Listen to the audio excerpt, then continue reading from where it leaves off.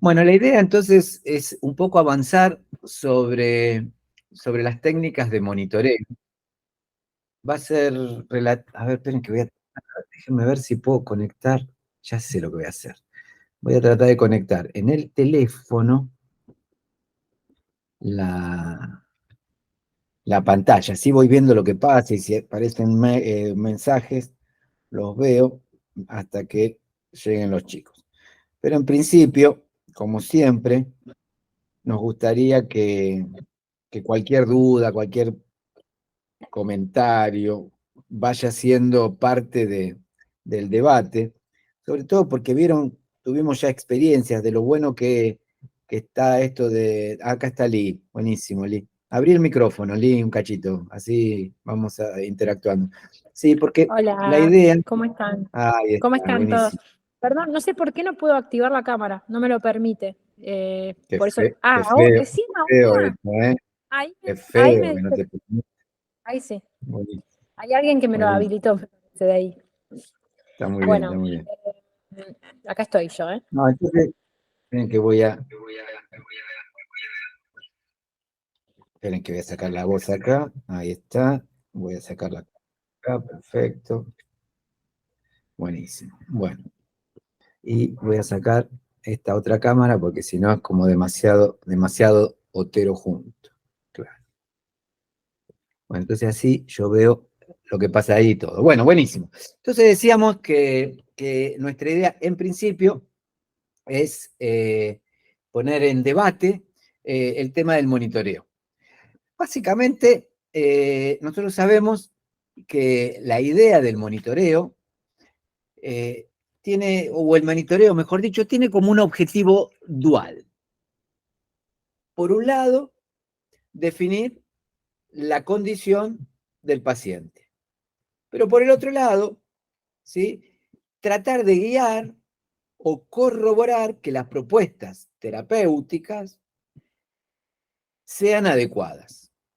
Entonces es muy importante porque nosotros ahí tenemos una, una dinámica de información sobre la condición del paciente, haciendo hincapié, obviamente, en el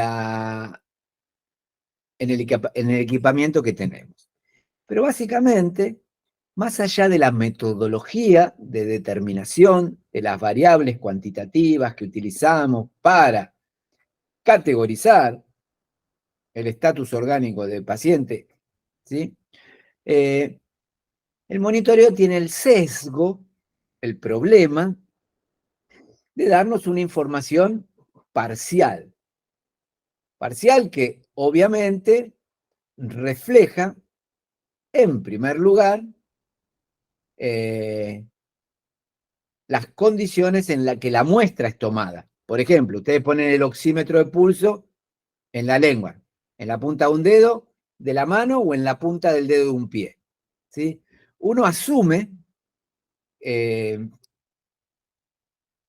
o generaliza la obtención del monitoreo al resto del organismo. Pero eso no necesariamente es así, porque hay condiciones locales en la lengua, en la punta de un dedo o en la punta de otro dedo que podrían estar influenciando, ¿sí? La validez de la extrapolación de la medición. Por eso es muy importante tener siempre en mente cuál es en el eslabón de sucesos que hacen a la homeostasis del individuo el rol de cada uno de los eslabones de ese proceso que evaluamos. Nosotros dijimos ya, o decimos siempre, ¿no? Que desde el punto de vista biológico, la vida podría interpretarse como la disponibilidad del oxígeno. Y si ustedes hacen como una lectura fina del monitoreo que realizamos durante el cuidado de los pacientes críticos o durante la anestesia, en todo momento nos centramos en evaluar esta cadena de distribución. Desde el aire ambiente, cuando el paciente respira espontáneamente aire ambiente, o desde la mezcla gaseosa y su sistema de vehiculización hasta la llegada de ese gas, el oxígeno, a la mitocondria de la célula. Y cuando nosotros hacemos esa evaluación, la hacemos, ¿sí?, siempre evaluando esa y solo esa fenómeno. Fíjense, este es un monitor típico característico que tiene parte de los parámetros que evalúa de manera no invasiva y otros, básicamente la presión arterial, que las evalúa de manera invasiva. Ya el hecho de que el monitoreo sea un proceso de lectura no invasiva implica que hay una interfase entre el lugar del evento y la lectura o el reconocimiento de la señal. Y eso hay que considerarlo, hay que tenerlo en cuenta, porque es indudable que fuera de contexto, cada uno de estos números pierde valor, pero dentro del contexto tiene una dimensión enorme. ¿Cuáles son los números y variables que nosotros podemos evaluar durante el monitoreo de un paciente? Entendiendo como monitoreo esto que tenemos en la pantalla. No tenemos mucho más que esto. Vamos a hablar de algunas otras detalles, pero básicamente, aún en el escenario más complejo, ¿sí?, el monitoreo es esto. Cuando nosotros hablamos de monitoreo hemodinámico, hablamos de electrocardiograma, presión arterial, y la verdad que si somos muy refinados, capnografía, todos eventos, ¿sí?, que acontecen en el compartimiento central del organismo. Es decir, nosotros medimos lo que acontece a nivel de la sangre, no de la célula, que es lo que nos interesa. Por eso es importante aprender a extrapolar estos parámetros que vamos recogiendo, interpretar cuál es la importancia de recogerlos adecuadamente y ver cuándo y cómo sopesar con los otros parámetros que recogemos a la hora de tomar decisiones terapéuticas. Bueno, entonces necesitamos un poquito de interacción, ¿de acuerdo?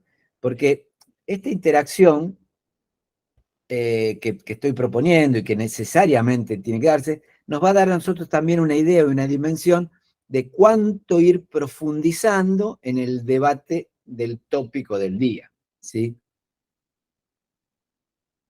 ¿Ok? Ahí en el chat pueden decir, ok, pueden levantar la mano, pueden hablar.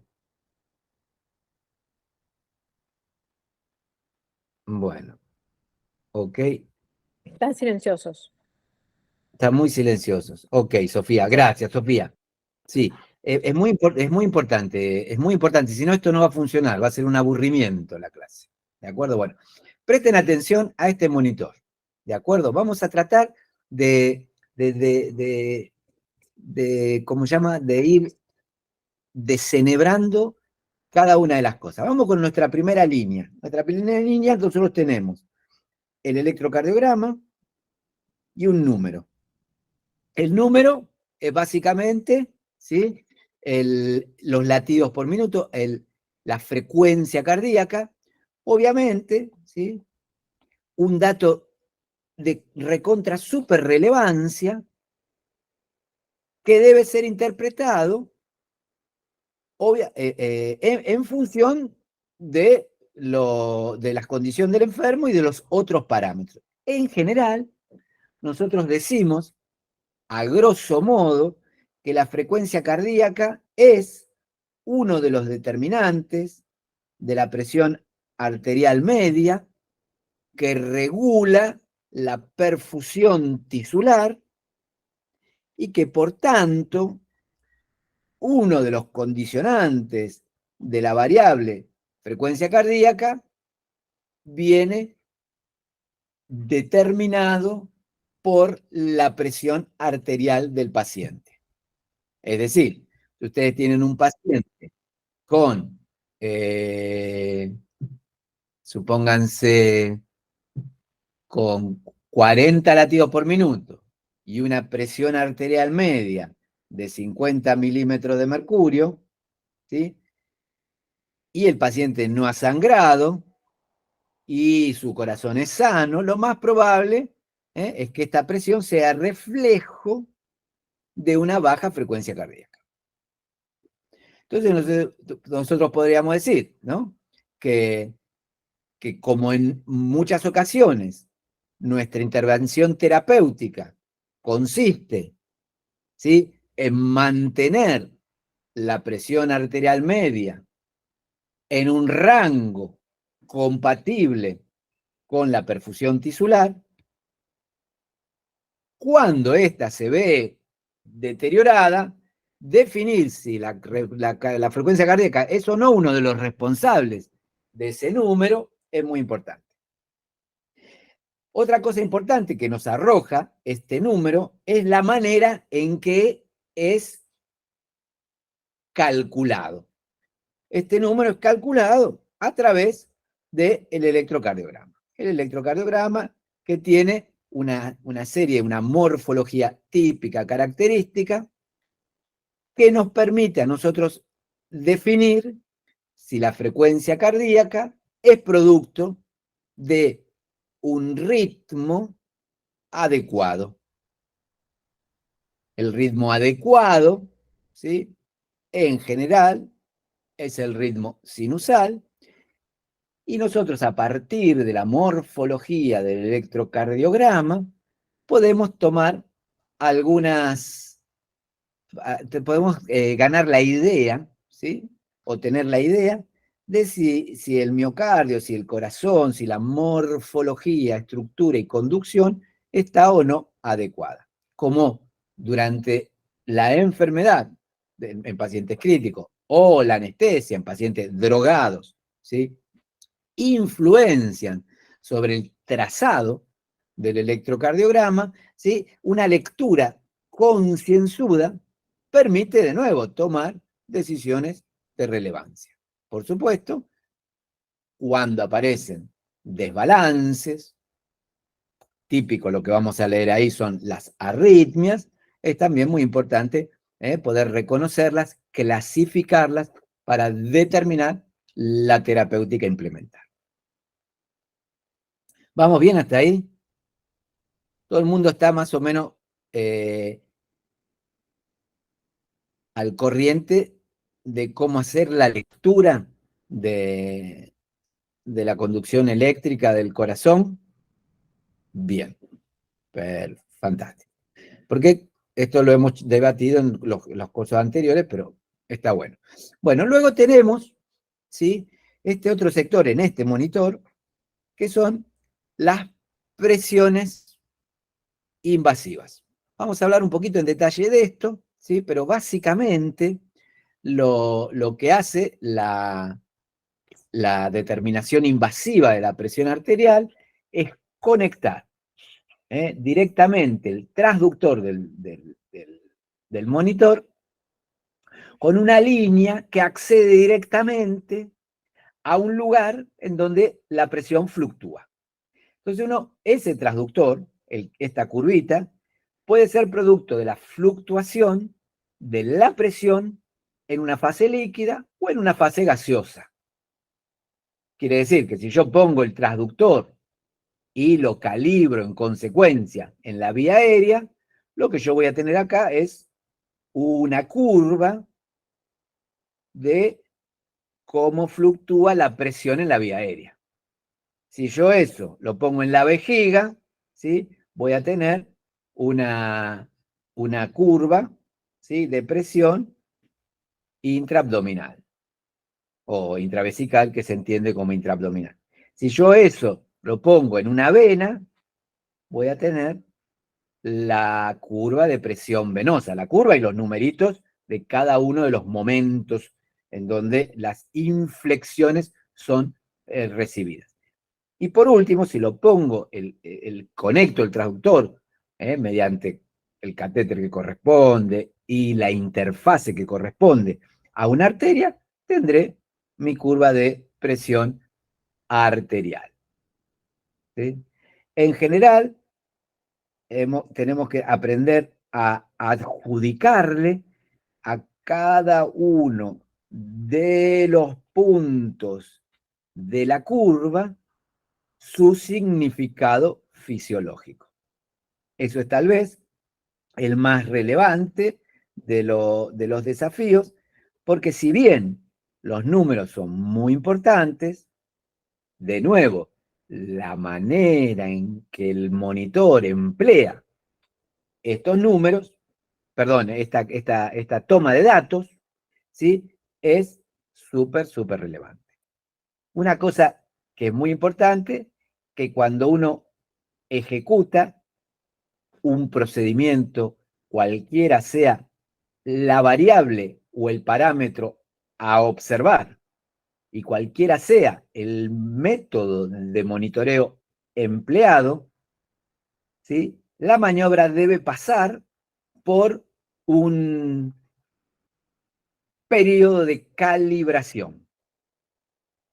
Todos los monitores electrónicos que nosotros utilizamos autocalibran, ¿sí? Los parámetros que pueden autocalibrar durante el encendido. Cuando uno interpone interfaces o mete interfaces en el medio, tiene la obligación de calibrarlas. Lo típico, cuando uno coloca un catéter, ¿sí? Debe decirle al monitor cuál es el cero, para que el monitor sepa cuánto subió y cuánto bajó de ese cero cada registro.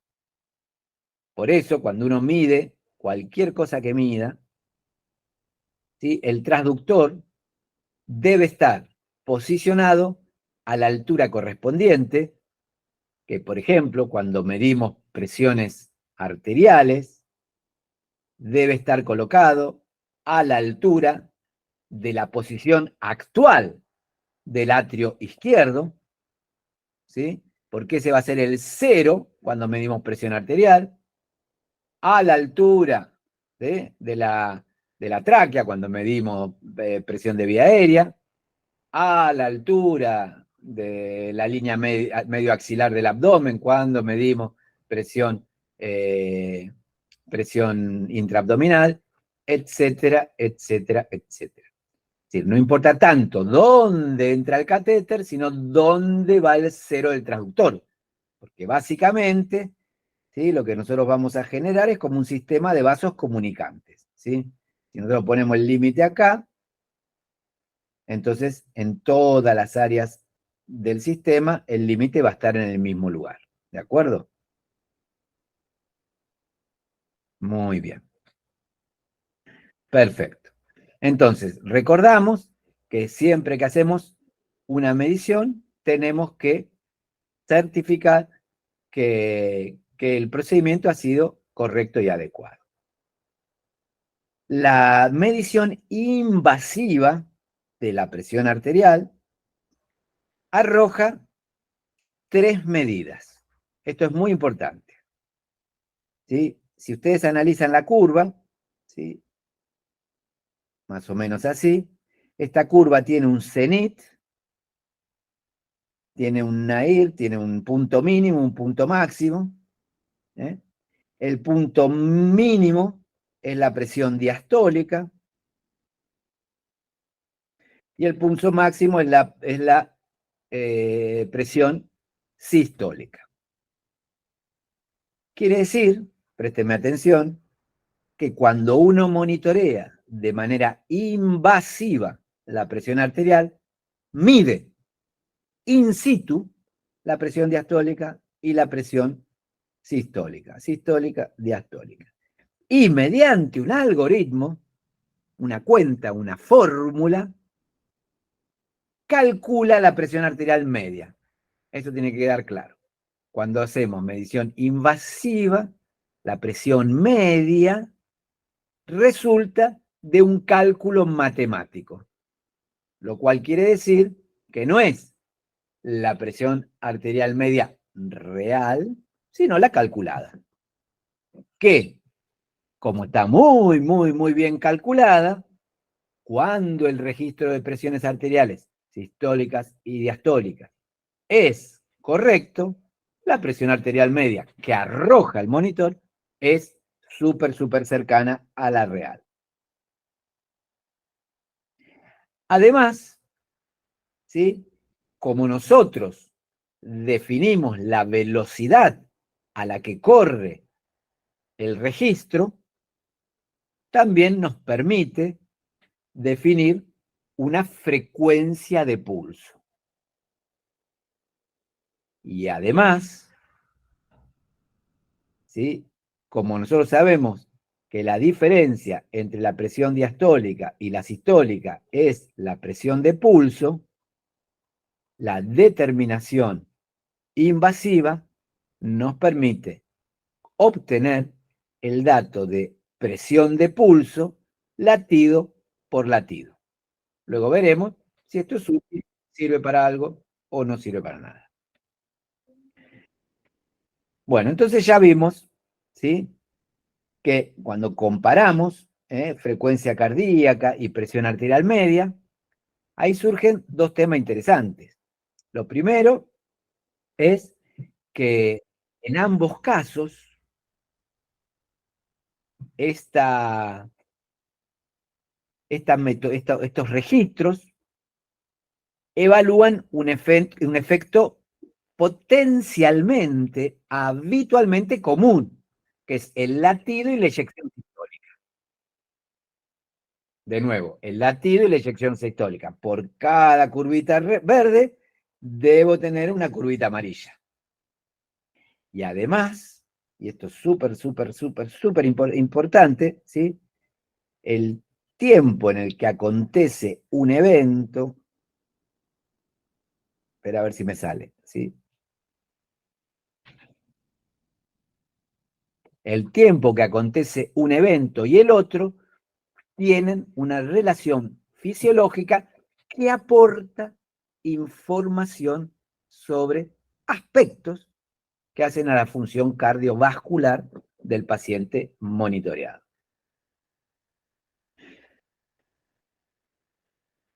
¿Vamos bien? ¿Li? ¿Se entiende? Sí, no hay nada en el chat por ahora. Pero vos que estás prestando atención. Para mí sí, clarísimo. Creo que está Bueno, muy claro. ¿tenés alguna duda? No, cualquier cosita te interrumpo. Hacémelo saber. Eso, muy bien. Dale. A ver si se activa el chat, a ver si se activa el grupo. Bien.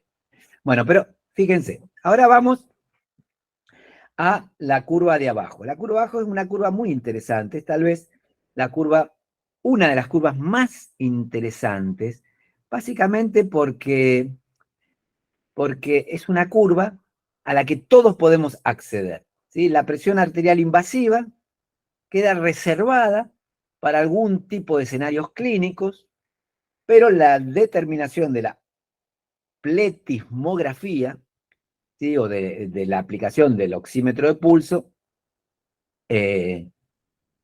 está siempre, siempre presente en todo monitoreo. Y si no, está mal, debe estar, ¿sí? Porque la información que podemos obtener a partir de esta curva es una información muy relevante. Ahora vamos a repasar un poquito algunos detalles interesantes.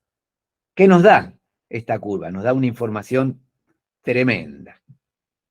Nos permite, ¿sí?, definir la saturación de la hemoglobina de la sangre arterial nos permite definir o determinar la frecuencia cardíaca, perdón, la frecuencia de pulso, y muchos monitores nos permiten definir el índice de variación pletismográfica y el índice de perfusión, dos parámetros que nos hablan de aspectos relevantes en el monitoreo del paciente crítico y anestesiado. El índice de variación pletismográfica hace referencia a la capacidad de responder positivamente a la oferta de fluido del paciente en cuestión, y el índice de perfusión a la pertinencia de los factores que determinan la perfusión tisular. Bastante interesante.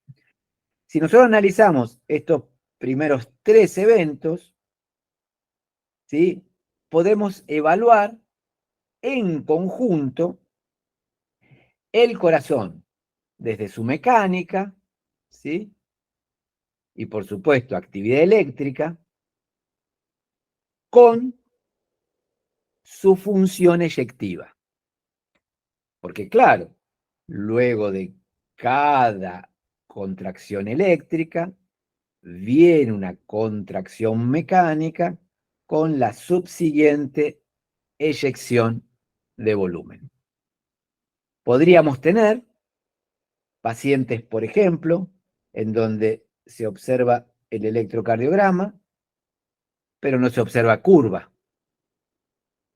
¿Cómo se llamaría ese escenario clínico? ¿Quién me dice? A ver si me sale prolijito esto. Te voy a decir. ¿Eléctrica sin pulso? ¿Cómo? ¿No sería una actividad eléctrica sin pulso? Bueno, ¿cómo se llama? Sí, perfecto, muchísimas gracias. Eso se llama disociación electromecánica. Muy bien, por ejemplo, ¿no? También puede ser que nosotros tengamos, ¿sí?, diferentes morfologías de ¿cómo se llama?, de actividad eléctrica con diferentes volúmenes de eyección, lo cual pone de manifiesto, ¿sí?, una arritmia, ¿sí? Recuerden siempre que cualquier arritmia hace que al latir en forma asincrónica, el corazón late con diferentes volúmenes sistólicos, ¿sí? Porque un latido anticipado encuentra al volumen sistólico, a un volumen sistólico menor, ha tenido menos tiempo de llenarse, entonces la eyección sistólica que sucede al, ¿cómo se llama?, al latido es menor, ¿sí? Entonces esas variaciones que experimenta la curva de pulso, porque obviamente la depresión invasiva, que mide milímetros de mercurio, y la pletismográfica, que mide amplitud, ¿sí?, verán modificadas sus morfologías. Porque a menor volumen eyectado, menor pulso, ante una misma resistencia o poscarga, y por supuesto, si menor volumen, ya está, la curva pletismográfica es una curva volumétrica. Bueno, luego tenemos el método de la capnografía o capnometría, que al igual que todas las variables que se monitorean, ¿sí?, lo hacen en función del tiempo. En el eje de las X del monitor está siempre el tiempo. Es importante, nosotros decidimos la velocidad de la corrida. La sugerencia es siempre que todos y cada uno de las, ¿cómo se llama?, de las gráficas corran a la misma velocidad, porque esa visión integral del proceso nos da una visión del conjunto de eventos.